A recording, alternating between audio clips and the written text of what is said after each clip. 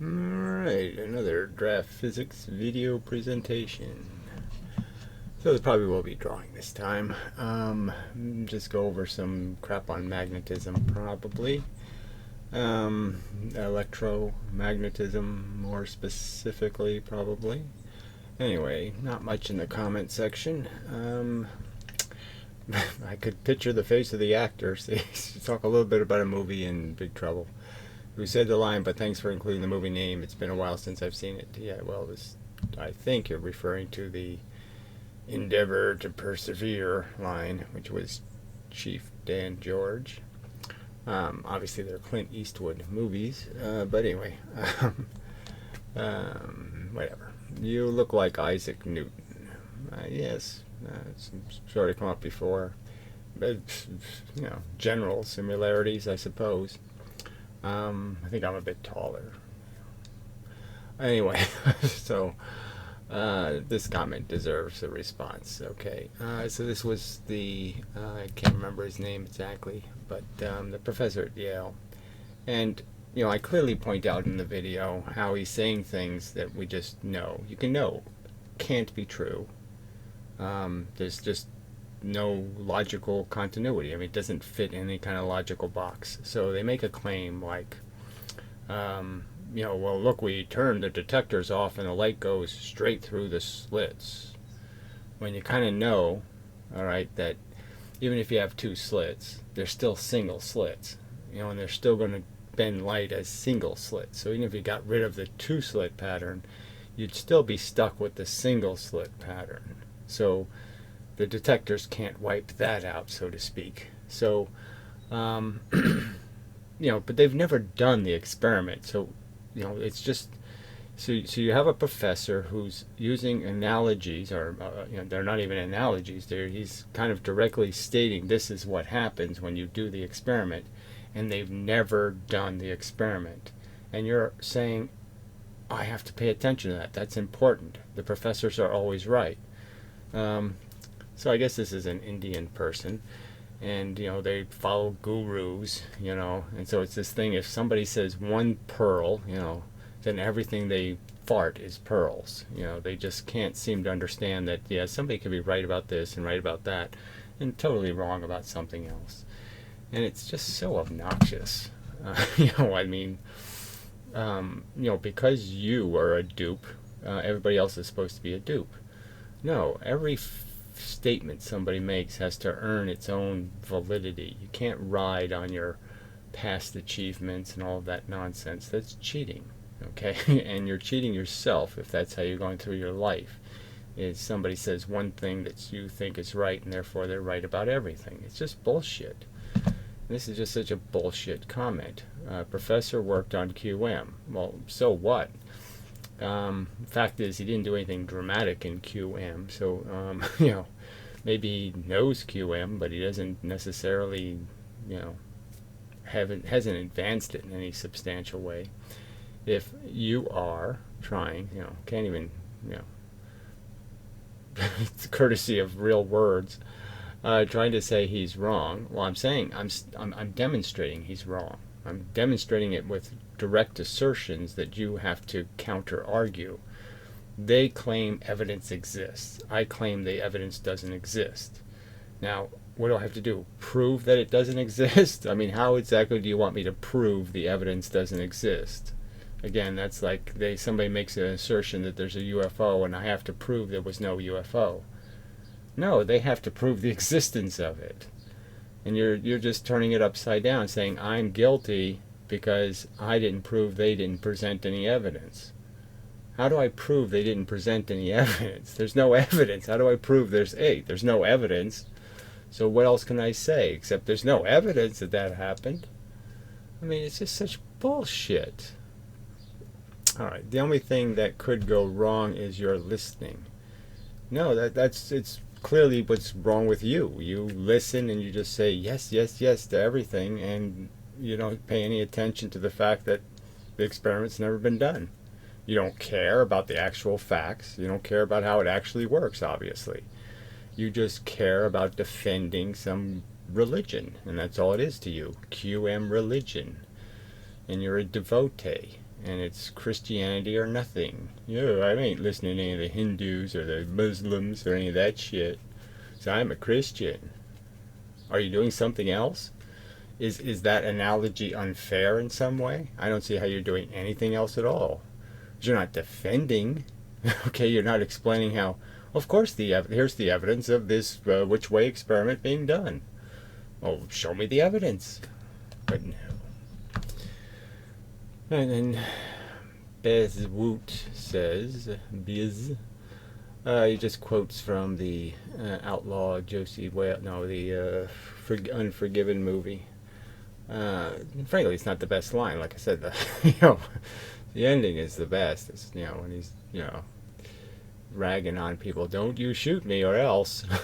Boy, are you in trouble. It's funny. But anyway, yes, the ending, like I said, the last 5 minutes were the only redeeming feature of the boring movie.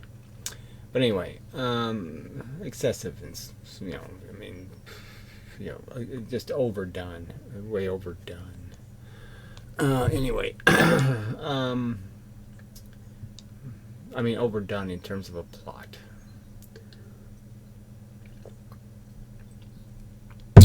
Every character was a little bit too cliche. So anyway, where was I? Alright, so I guess we'll do the magnetism stuff. Just got nothing else. It's just nobody saying anything reasonable. So the Bill Gates guy did do another D. Hilster video, but he just doesn't argue the counter arguments fairly. So these people really there's got to be some way to force the conversation to be a back and forth. Even if it was in the form of video exchanges between people or live rooms, there has to be some capacity to challenge people when they say these things, like somehow they debunked something or they proved it can't be that way. And Bill Gates' whole notion that pull makes any sense at all in the universe. Every single pull is a push. And it's just irrational to think you can make the universe out of the pull mechanism.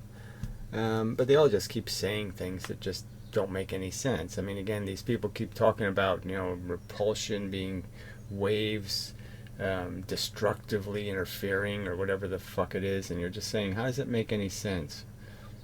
Because the phase changes as you move objects. So moving objects obviously can't consistently repel each other with wave interference, because 1 minute they'll be interfering, the next minute they'll be constructive, and the next minute destructive, because the phase will be constantly changing. They'll be in phase, out of phase, in phase, out of phase.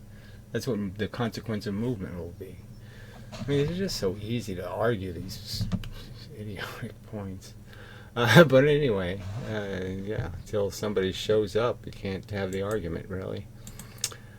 So, well, whatever. The whole atmosphere is just horrible for having this discussion about what has been proven to be a fact, and what reasonable minds must accept as facts, and such. It just sucks.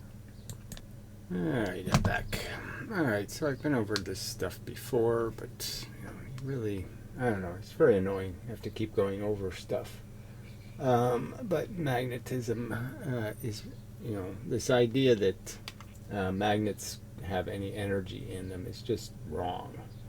That they're somehow, when I take a piece of matter, an atom, and I magnetize the substance, right? It's the same atoms.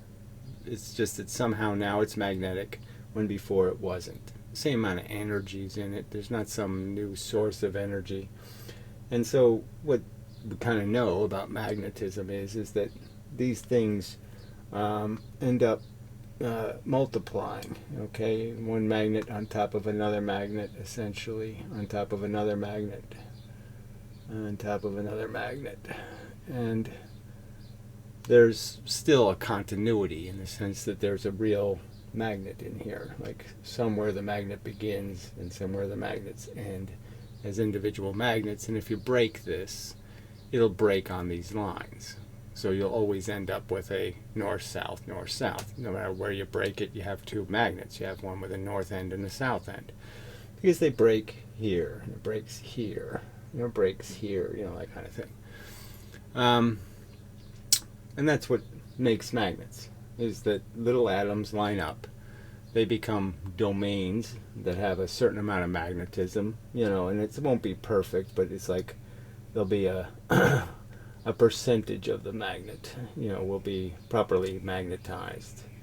You could argue, and that's sort of the idea of the N number. So an N35 versus an N55 Gauss would just mean that a higher percentage of these atoms are lined up, and they're doing the magnet thing per density of the material. So it's a better quality as a magnet, just because it's been converted into a magnet in a better way, the atoms. So, but there's no... Okay, so this is a magnet. This whole thing becomes the blue end, and this end becomes the red end. Now, the red end's made of blue stuff still, but it's oriented in such a way that you have the dividing line between two. Well, that's the wrong place for the dividing line. My mistake. I obviously need to make one more magnet on here.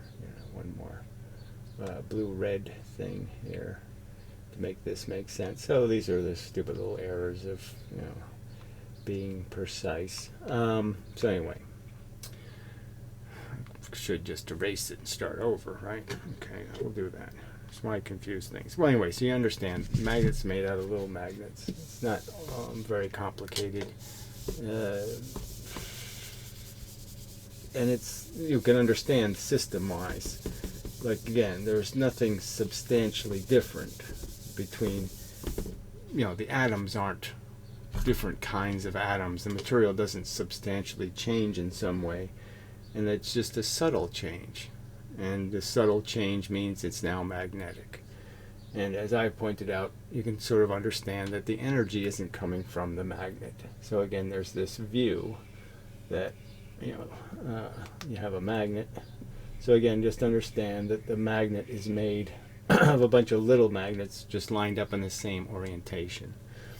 And so they keep talking. Bill Gates does it, the Holster does it, all these people do it, that this is happening, that there's this flow of energy, and things moving this way.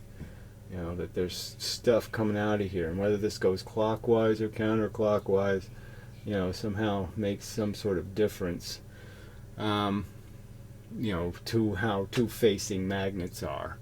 That these arrows, this stuff moving, is somehow what makes the difference, and it just doesn't. There's just no experimental evidence that this energy exists. Okay, they can't put a plain old magnet somewhere and say, make me energy with your flowy stuff, and it should. We should be able to detect this. We can detect little photons. These are essentially the virtual photons of quantum mechanics math. So they're, clearly momentum carriers. They're being used to, like when you move the magnet, this swirly stuff is supposed to be moving, and then that affects other magnets or other materials. So it's a real force, but it's not doing this. This isn't what it's doing. Okay, this isn't Maxwell. Maxwell doesn't have this stuff moving. These arrows just represent the orientation of the magnet. They're just telling you which way the magnet is by the right hand rule. All right. So another thing that Bill Gates does, or he references, and other people do it too, so he points out to debunk somebody else's argument, which in my opinion it just debunks his. But again, so they have this thing where, see if the two magnets are next to each other, oriented the same way, then these arrows would end up, one magnet be going down, the other magnet would be going up, because it's right to left. Well, that doesn't really make sense, right? Clockwise, counterclockwise. Yeah, it still doesn't make any sense. But as I've pointed out, what's really deciding these lines, the distances between these lines. So anyway, Bill Gates points out is, if you take away the piece of paper, there's no iron filings lining up like this. The iron filings line up like this in a fluid. Okay, they'll line up head to tail in lines. Okay, so again, they're creating magnets. So this is a dotted line to understand it. It's the iron filings are all magnetic, and they will line up with each other in a fluid, as you would expect, as they'll point to the south end and the north end, the south end of the magnet. So it's exactly, you can just draw this as a whole magnet, and the whole magnet would be drawn like, red end and then north end. And that's how these lines line up. And they'll all line up the same. Each one of these lines will have the same magnet, the same orientation, which means they'll repel each other. And that's why they're separated. And that's the only reason why there's lines there. Those lines of iron filings don't represent the force lines. They're not on the force lines. Their distance, again, is dependent on how much material sticks here. And the more material there is, the more magnetism. That means the more repulsive they are and the further apart they'll be. But that's it. There's no place in mathematical space that'll tell you where they're going to line up. That's not going to, and it's also not going to happen when they line up this way. There's no math that says it's going to be exactly this distance and exactly this distance and exactly this distance, unless you know the density of how many iron filings you threw on the piece of paper and where they landed. But otherwise, there's no set place this line forms. It could be a little bit over here, it could be a little bit over here. It just depends on how much material ends up in how much iron falls there. So anyway, so they just keep doing this thing like there's movement inside a magnet, and there's no movement inside the magnet. The magnet doesn't generate any energy on its own. It has no mechanism to produce any of these lines, or this energy, or this force. It isn't doing that. All it's doing, clearly in my opinion, just it's clear, is this is the electrical part in a sense. It's just saying to energy, okay, so there's two kinds of energy, blue and red. And the two kinds will do two different things. So if a piece of, damn these things, if a piece of red goes in, it's going to hit it and hits the red surface, it just reflects.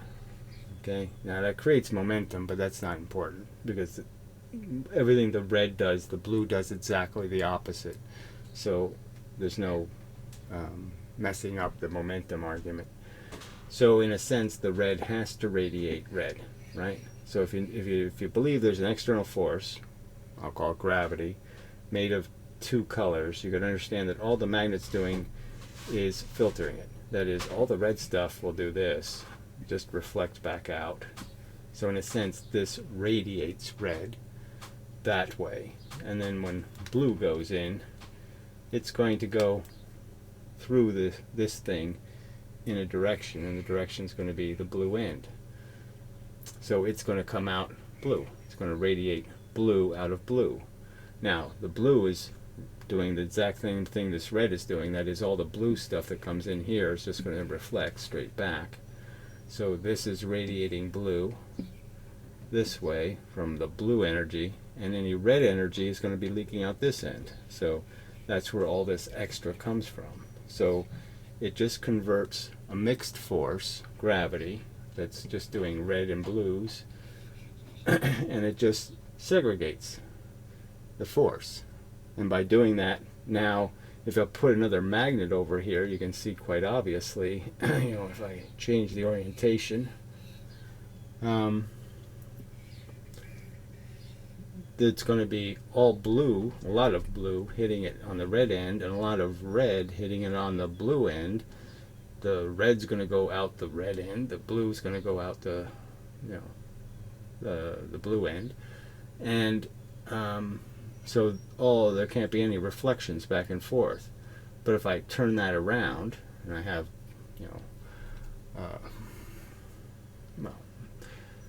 yeah, I just put another magnet in here. There we go. If I turn that around, you can see that it's going to be blue against blue, which means it's going to reflect back and forth, and so you're going to have a ton of pressure caught in here. And again, as stated, any random little reds that might come in are just going to come out the red end. But anyway, so that's the real mechanism. That explains attraction and repulsion. It explains perfectly why magnets flip. It explains the inverse square, the R factors. Now again, the R factor is another thing you have to understand. Is that just has to do with your exposure to a surface. So everything has to be understood that a surface has a bunch of points on it, and the radiation is coming off each point. So it's like a bunch of light bulbs. All right, a bunch of light bulbs all lined up. And if you're far enough away, okay, then all the amount of light you get, there's not going to be any reflections because all the light can get past these edges, most of the light, no problem. But the closer you bring these two surfaces, the more the surfaces look like infinite planes. So if I like zoomed in and magnified, it's like they're so close together that even if there's a piece of light here, all the angles end up hitting the other surface. So the closer I get these two, more of this stuff can't escape. It doesn't get out. And the less that gets out, then you have reflections. And that's more force. So that's why it goes from R squared to R. So, the magnetism coming out of the end of the magnet's like an R magnetism. The magnetism going these ways might be R squared. And when you think about the whole dipole from a distance, well, then you end up with this R cubed thing. Because it gets weak really fast.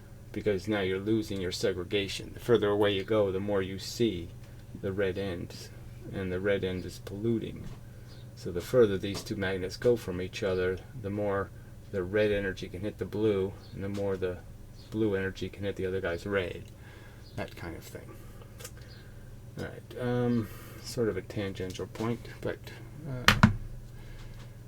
it's all part of how it works. Alright, so let's get to some of the electro part.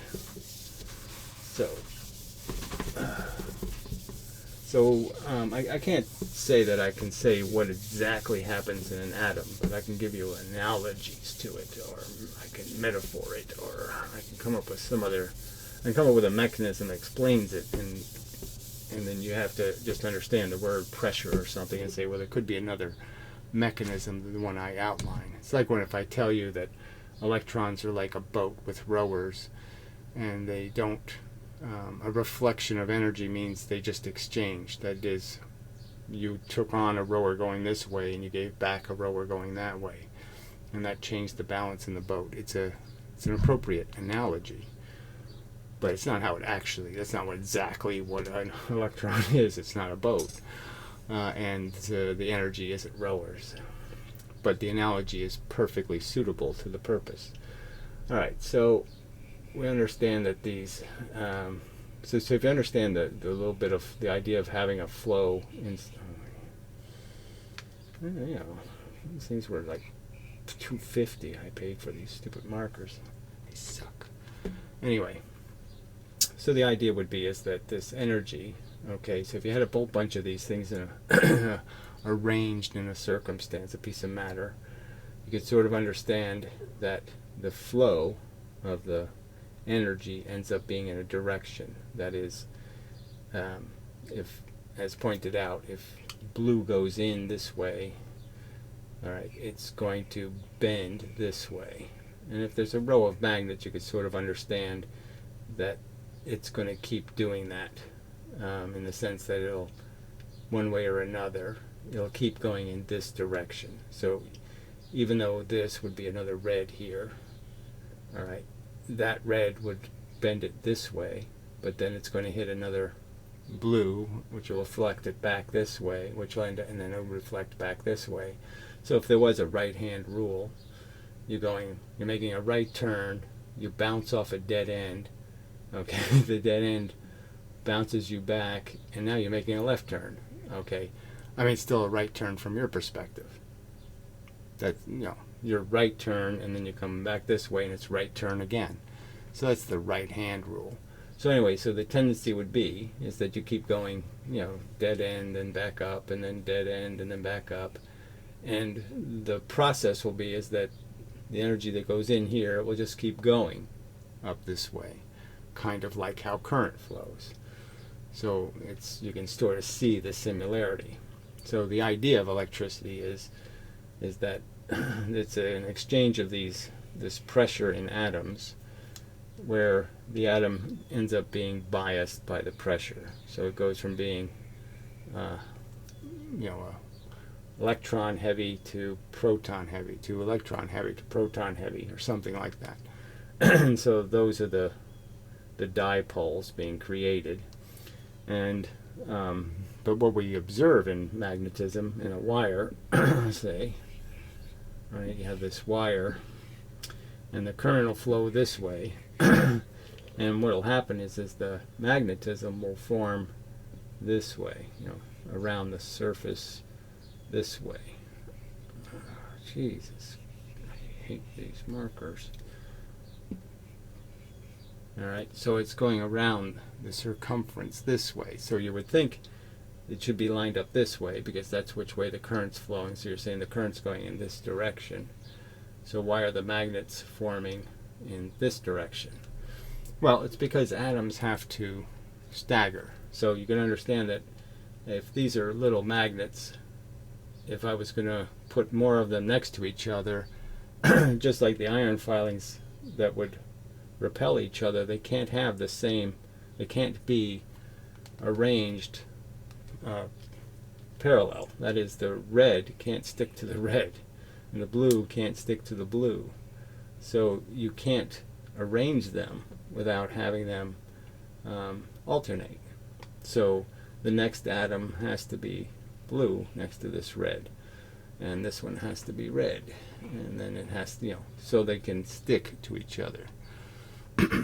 And so that's what's creating the polarity, magnetic polarity across the surface, is the fact that the atoms have to be next to something compatible. Just like if these were atoms, you'd say, well, this one's got to be next to a red, and this one's got to be next to a red, and this one's got to be next to a red, because they're repelling each other. And then another big blue can be here, and then a blue can be here, and then a blue can be here.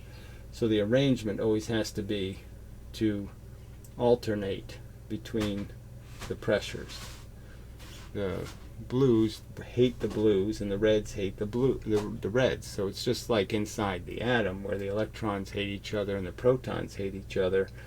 The atoms themselves, once they have a polarity, they'll hate each other. Okay, in terms of one end will hate the other end, and the blue end will hate the blue end, and they'll have to arrange so they are compatible. And so that's why that's happening.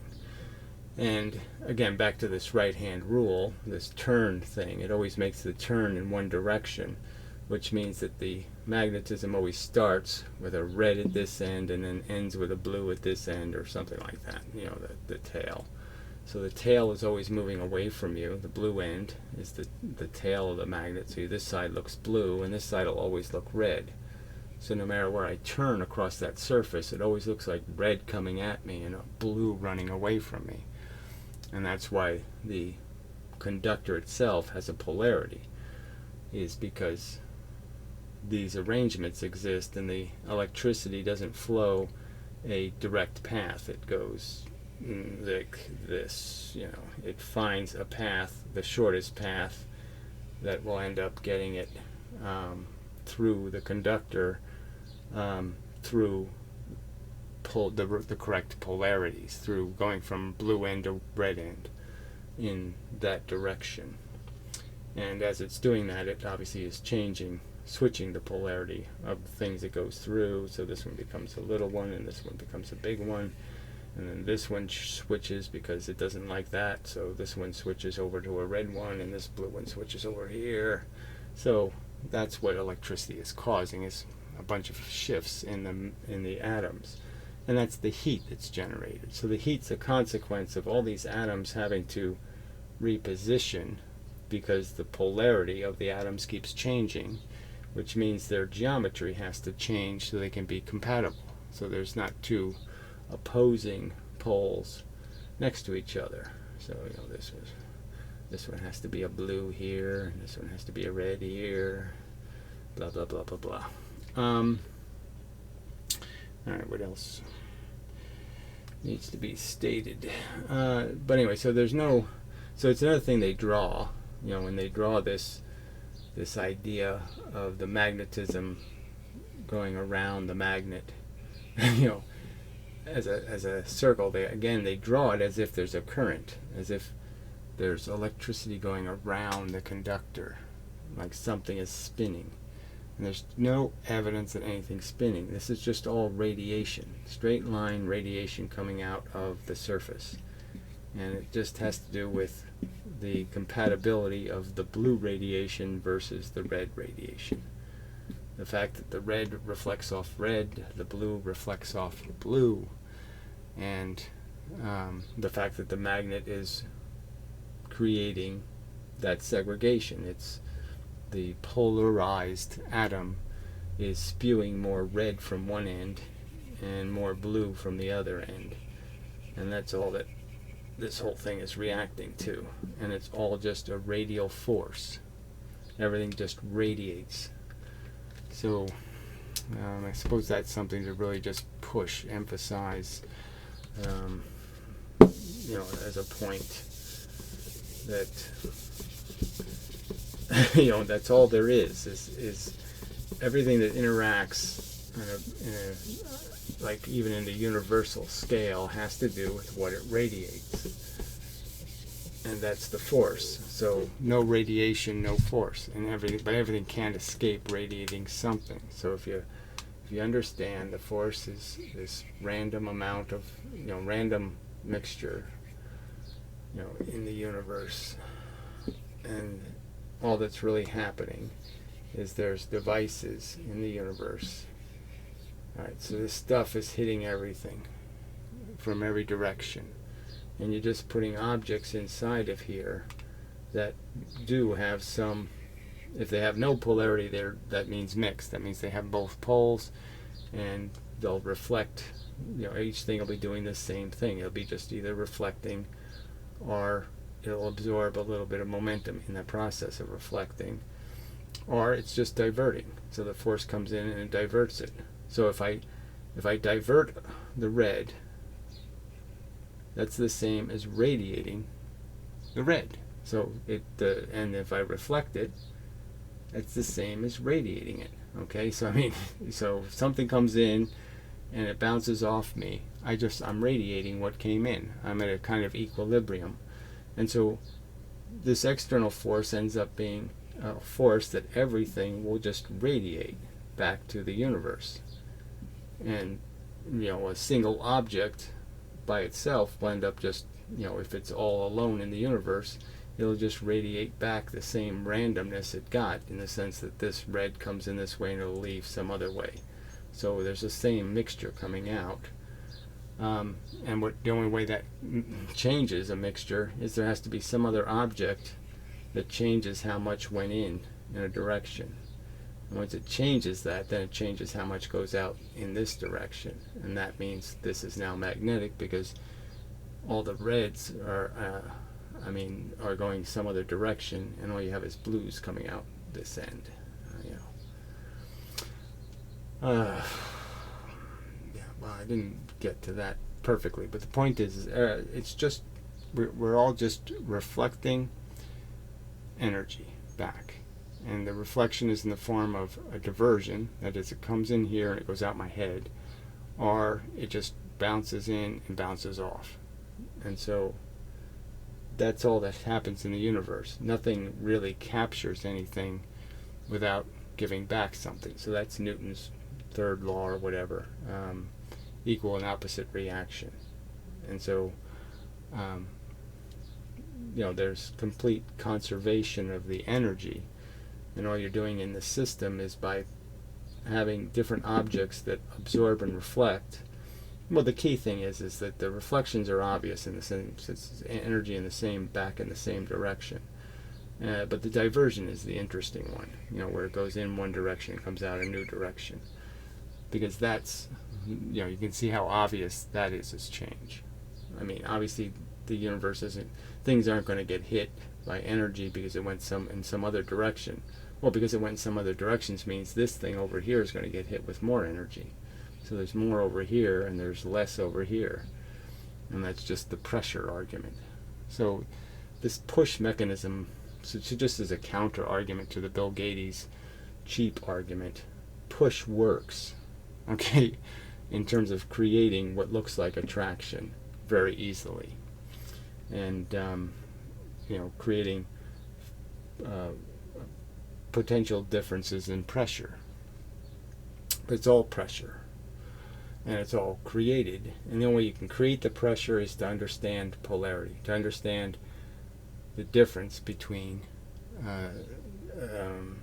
the fact that a magnet is clearly producing different energy at one end and different energy at the other end, a different kind, electron and proton, plus, minus. And that's the connection between magnetism and electricity, is that essentially the polarity is the same thing. It's just has to do with electron force versus proton force.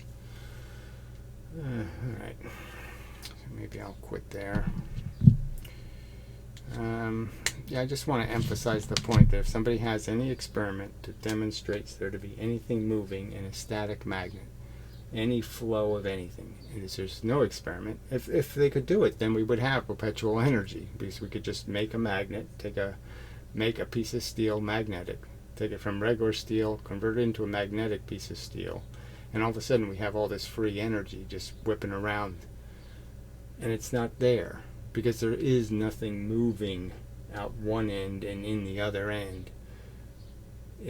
All it's doing is reflecting the image differently. So the magnet reflects the image by forcing all the bottom light to go out the top and all the top light to go out the bottom, however you want to explain it. I mean, it's clearly taking an image like me, and you could say everything that's lighter than this color, okay, goes out the top of the mirror, and everything that's darker goes out the bottom. You can see that it would take my image and completely destroy it as an image. It wouldn't look the same. Well, have some vague, still some remnants of itself, but it would just completely change the image. But it's the same amount of energy. But that change is a substantial change, especially in a world where other sensors can detect light and dark. And so magnets are just filters. So I've been saying that for like 5 years now. They just filter energy already in a system. So they take in what is messed up and they make it organized, in the sense that they take mixture and they take all the blue stuff and send it one way, and all the red stuff goes out the other way.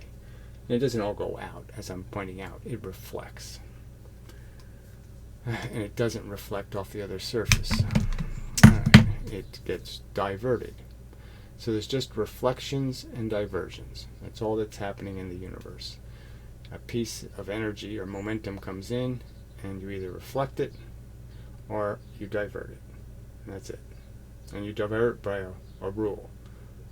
Right hand rule. Right turn. And that's it. No more complicated than that. That explains everything we see in the universe. Okay, it doesn't look like it does, but it does. Alright, enough, I think. But yes, we need to have better interaction. There has to be argument over the evidence, the experiments, and what they do or do not demonstrate, what they prove, what can be asserted confidently as being a fact. Because what they're asserting aren't facts. They haven't been proven. It just seems like. Seems like isn't is like. Looks like isn't is like. It's just that simple. Is like has to explain everything. Okay? You have to explain all the phenomenon, not just selective bits of it. Alright, until the next time and such. Yeah, I think that's all. Yeah. I mean, I wish I could, go on to something. Just like I said, it's too hard to figure what people are stumbling on. I just don't understand. I mean, you don't have any mechanism for gravity. You're given some silly idea of there's a geometry that's bent. There's no energy provided. Obviously, you need the energy, and you can understand that the energy is in a form that we just can't see, which, like the cosmic background radiation. So you can just understand that the energy, like the cosmic background radiation, exists. There's just a lot more cosmic background radiation than you realize because you can't detect some of it. And then once you do that, you can understand that, clearly magnets don't generate energy. Just like gravity, and the Earth doesn't generate, and the Sun doesn't generate it in the sense that their mass doesn't reduce to make this motion. The movement doesn't require a reduction in their mass. So therefore, the energy has to be coming from the outside. Has to be. And once you think about a magnet and say, well, where's the energy come from? Well, it comes from the outside. What is the magnet doing? It's just diverting the energy that already exists. And it's doing it by a rule, a segregation rule. And that's it. It's done. You've explained it all. I just don't understand why you're resistant to this complete solution to the biggest omissions of conventional physics. What's your problem? I just don't get it.